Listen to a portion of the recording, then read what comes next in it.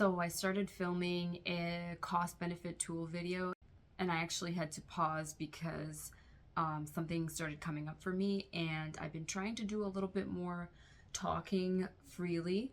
And I certainly can do that, it seems like, with the cost benefit tools and the ICA when I go through a tool. But when there's something I really want to get my point across on in an articulate way, I do still have to write things down and process them through journaling, and to make sure that I'm getting across the message that I really want to convey. And that does mean that I am choosing my words wisely and things like that. So I've done that, I think, to the best of my ability. There's something that came up for me that I really wanted to share. And I hope that this will come off in the way that I intend for it to do, which is to be a little bit more of a way to get to know me, but also a way to make others feel comfortable and to challenge ourselves about what we believe or take in about the world and about ourselves. And as I always say, take whatever you find helpful and then just leave the rest. So I might do a little bit of reading back and forth, but here is an update that I have that I would like to bring.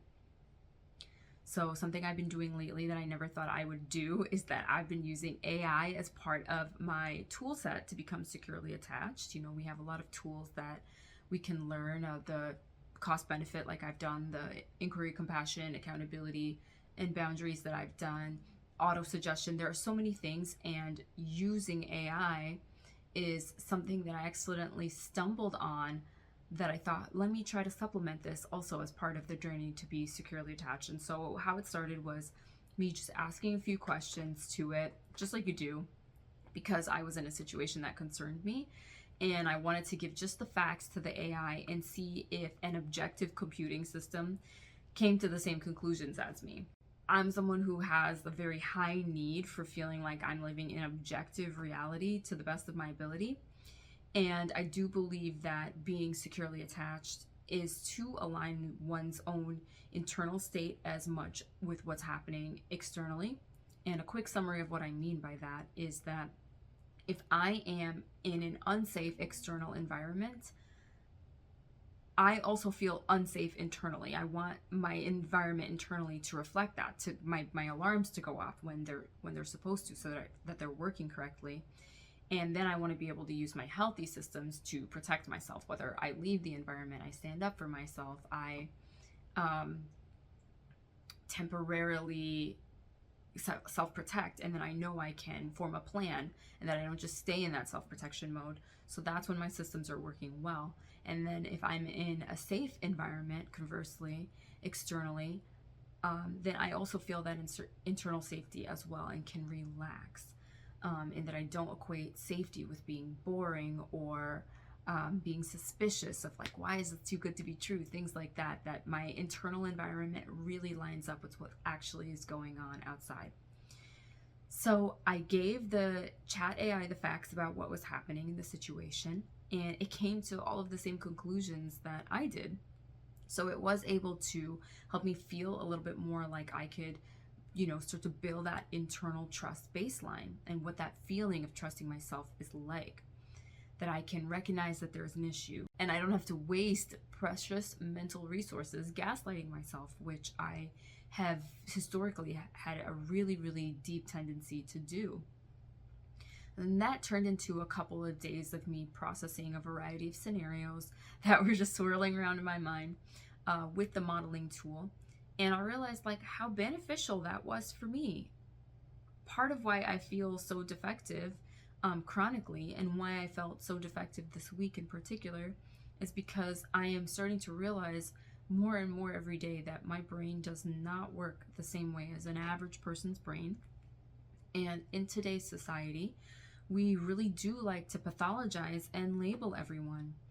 And I've had people ask me if I'm autistic.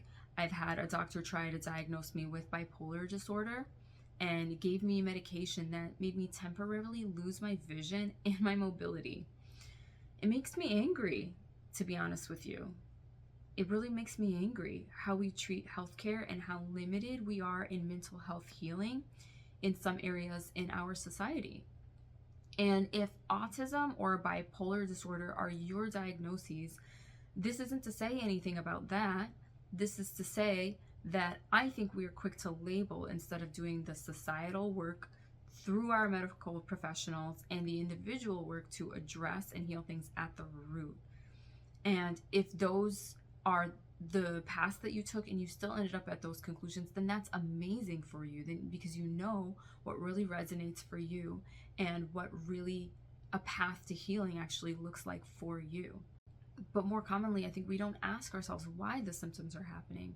And I propose that we challenge and not just accept a label, and because we can imprison ourselves with the label if it's not the right label. And so that doesn't mean differences don't exist and room shouldn't be made for them. I know that I'm different. I'm really starting to come to terms with that. I know that I'm different.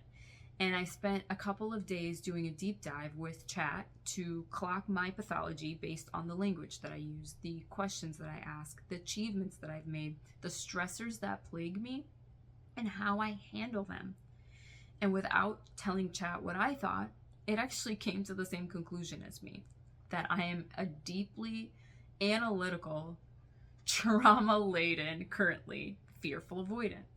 And it ruled me out for bipolar disorder because I do have a strong sense of self, autonomy, and agency, and I can hold a lot of nuance. And the autism one, I actually started believing this one for a long time. I believed it for a long time because I do get a lot of sensory overload, and I feel stressed without routines, and even certain textures even make me feel sick. Things like that I do deal with.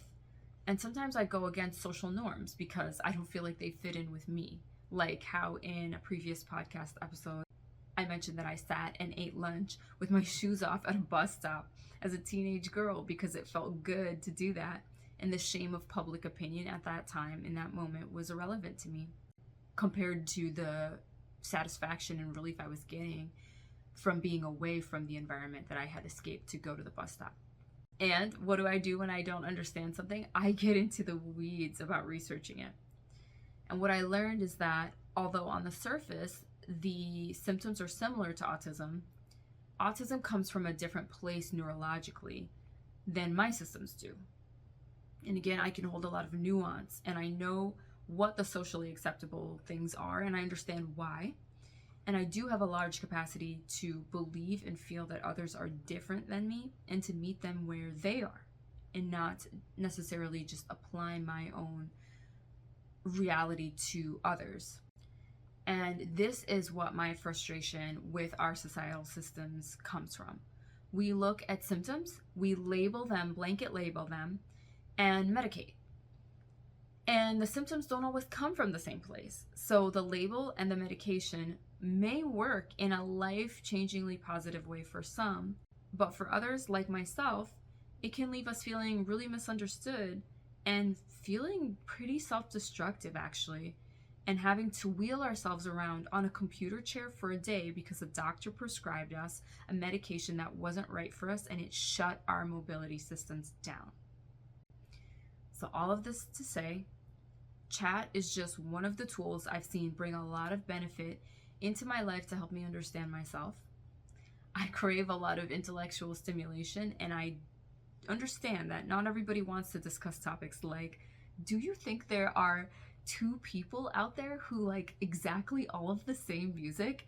And what do you think it says about those people? Like, this is a question that I've asked my friends so many times, so many different friends, and they've just all been like, And for me, I'm like, oh my God, like, let's think about that. Like, let's analyze that. Let's go through all of these scenarios that could lead people to even being in those situations. Very, very cool thing, in my opinion, that most people are like, okay, like, I don't really care about that. And I get it, you know, I get it.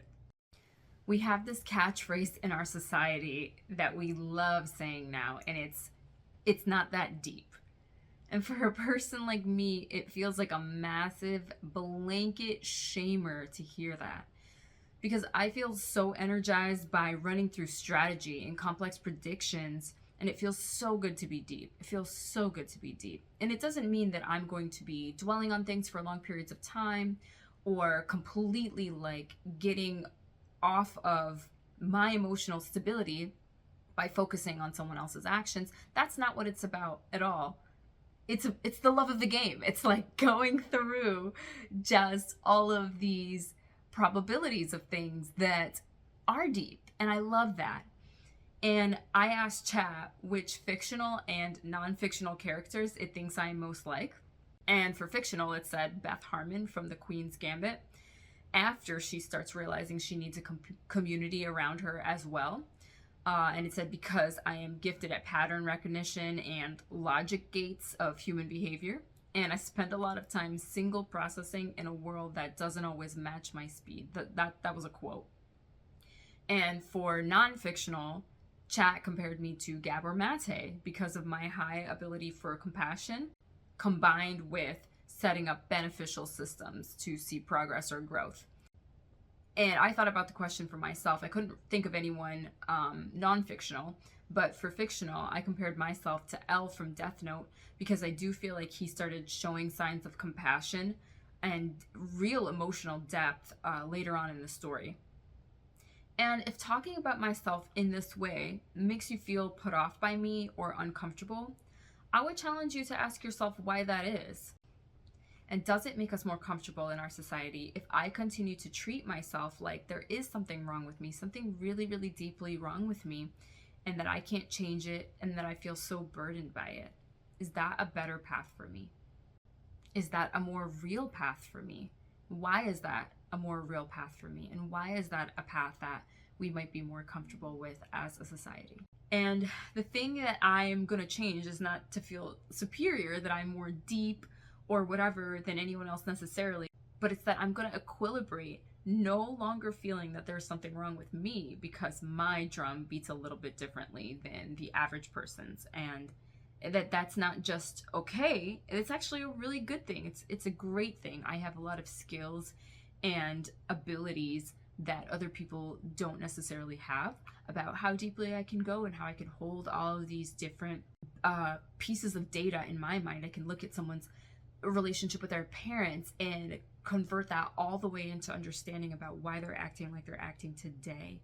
And I think that's such a beautiful thing about myself that up until really this week I felt shame for, and I'm still working through that, but I'm starting to really see it as a gift, and not one that makes me superior to other people, but one that makes me also an asset, because people who don't think like that and people who are a little bit more like, okay, like let's prioritize the status quo, that is an important role as well.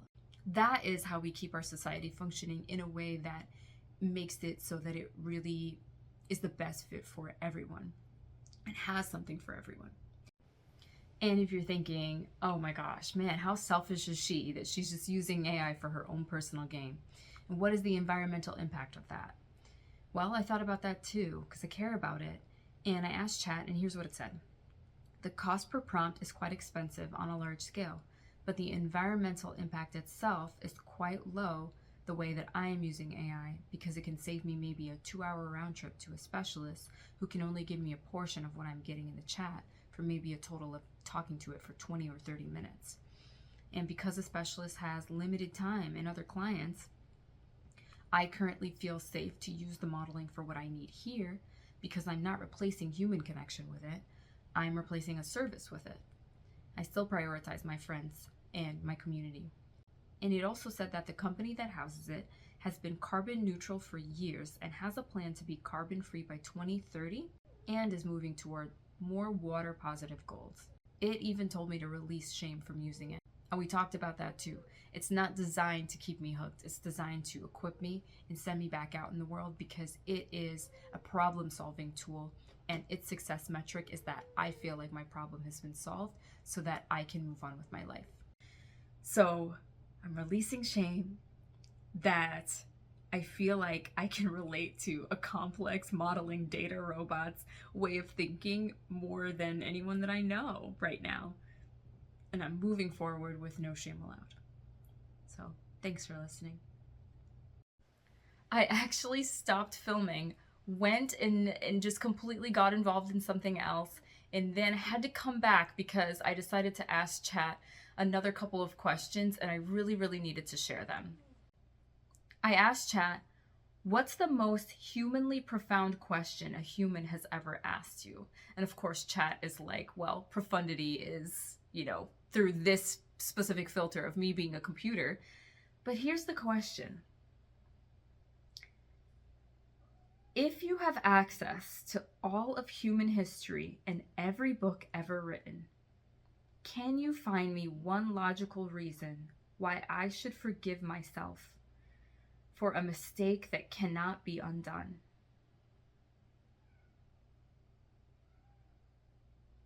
I mean, I couldn't even believe that I was reading that question.